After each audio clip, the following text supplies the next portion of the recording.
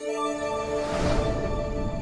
Eli Burgett out here at Dayton International Airport, and everyone knows that if you want to fly, you have to have a valid form of ID. But if by May 7th you don't have what's known as a real ID, then flying is one thing that you might not be able to do. We want to make sure that the people walking through the checkpoint are who's on the ID. And before we had 50 different states with 50 different rules and processes and how they issue licenses. We just wanted to have one baseline set of standards. Jessica Mail, regional spokesperson for the TSA, says that the Real ID initiative has been in the works for around 2 decades. And on May 7th, people entering airports or federal buildings nationwide will need to have this star in the top right-hand corner of their state ID to be allowed inside, or they'll have to show another valid ID instead. And we have a list of all the other acceptable IDs. The passport is the main one that applies to most people, but there are a few others. So go through that list, and if you have one that works for you, great. Just make sure you have that when you're traveling domestically. Mail says the TSA has been training their agents to deal with these new IDs and how to spot counterfeits. But as for right now, she says there is no set-in-stone enforcement policy for when the TSA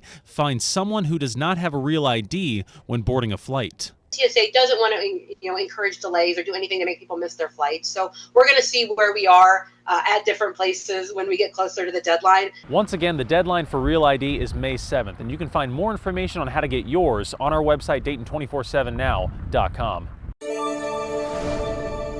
And over in Columbus, another ID program is making strides. House Bill 78, also known as an expansion of Ohio's digital ID program, has now entered the hearing stages in the State House Committee. Sponsored by both Republicans and Democrats across the state, the expansion would require the Registrar of Motor Vehicles to establish a program for digital ID use, allow Ohioans to use digital ID with a smart device, and allow the registrar to add procedures to ensure privacy and security. The bill was initially amended to prohibit digital ID use for voting during the 2024 election. It currently awaits further consideration from the House Technology and Innovation Committee.